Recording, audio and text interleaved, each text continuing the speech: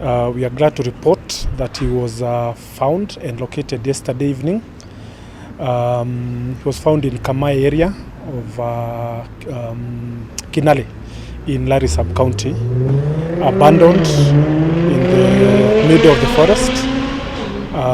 We managed to rush him to hospital yesterday evening, where he has been receiving medical attention. His, of course, condition, because of the condition that he was admitted to the ICU section of the hospital. The doctors here and the medical personnel are doing their best to stabilize him. However, he was in bad shape. It is good to say that, and completely shaken. And it gives us a lot of concern as members of the County Assembly of Kiambu, and indeed as members of the County Assembly across the country, that a member can go missing and disappears, to be found abandoned in the middle of nowhere. And we continue to urge our security agencies to get to the bottom of this matter. This issue has caused a lot of pain and anguish to particularly his family, very young family. He was within the jurisdiction of his ward, serving his people. Now for him to be able to be taken through what he's been taken through, it is quite unfortunate. So we will continue following up with the security agencies, and we pray for his quick recovery.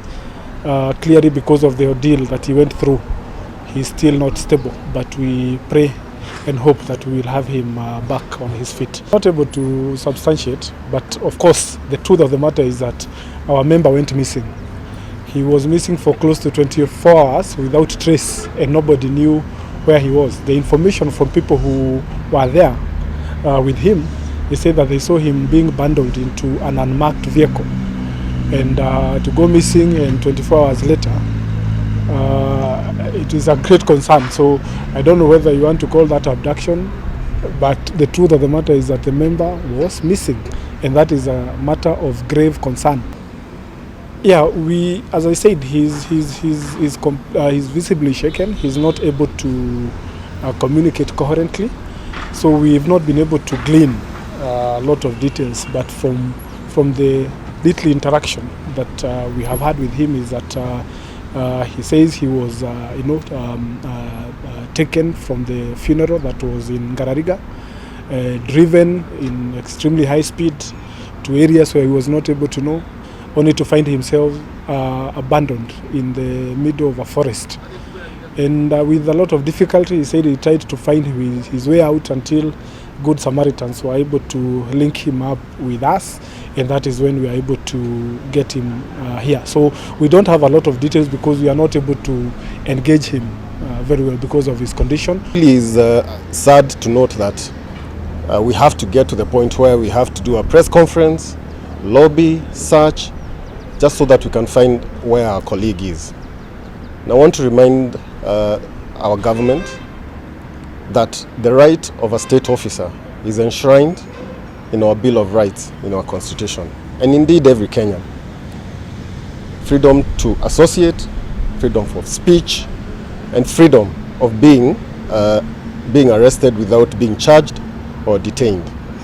Because Honorable Ireri, as the Speaker says, was just being with his people, representing his people. He wasn't even in anybody else's ward.